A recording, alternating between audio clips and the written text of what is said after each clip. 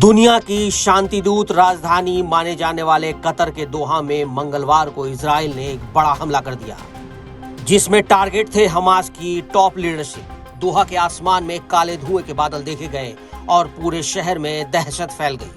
Qatar सरकार ने भी इस हमले की पुष्टि कर दी।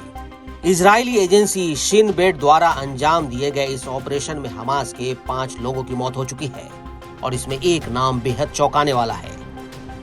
निर्वासित गाजा प्रमुख खलील हरिया के बेटे की मौत भी इस हमले में हुई।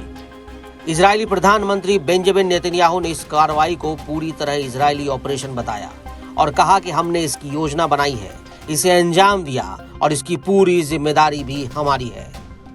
हालांकि कुछ रिपोर्टों में दावा किया जा रहा है कि जिस समय हमला हुआ उस समय हमास के नेता अमेरिका के सीज फायर प्रस्ताव पर चर्चा कर रहे थे।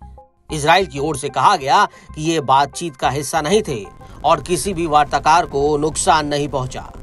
आईडीएफ यानी इजरायली डिफेंस फोर्स के मुताबिक हमले में सटीक हथियारों और विशेष खुफिया जानकारी का इस्तेमाल किया गया, जिससे आम नागरिकों को न्यूनतम नुकसान हो। इस हमले को 7 अक्टूबर 2023 को हुए हमास के आतंकी हमले का जवाब माना जा रहा है। इधर कतर की सरकार ने इस हमले को कायराना हरकत करार दिया और कहा कि यह अंतर्राष्ट्रीय कानूनों और संप्रभुता का गंभीर उल्लंघन है। कतर के विदेश मंत्रालय ने सख्त शब्दों में कहा कि अब इस कार्रवाई को बर्दाश्त नहीं किया जाएगा और उच्च स्तरीय जांच जारी रहेगी। गौरतलब है कि कतर न सिर्फ हमास और इजराइल के बीच एक मीडिएटर की भूमिका निभा रहा था, बल्कि सीज फायर प्रस्ताव के लिए भी अमेरिका और दूसरे देशों के साथ बातचीत कर रहा था। इस हमले के बाद दोहा की सड़कों पर तनाव और असुरक्षा का माहौल है। हालांकि कतर एयरवेज की उड़ानें सामान्य रूप से जारी रही।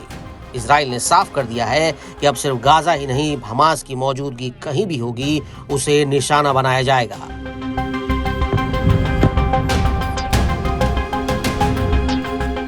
सवाल है कि क्या इससे बातचीत की आखिरी उम्मीद भी खत्म हो गई है?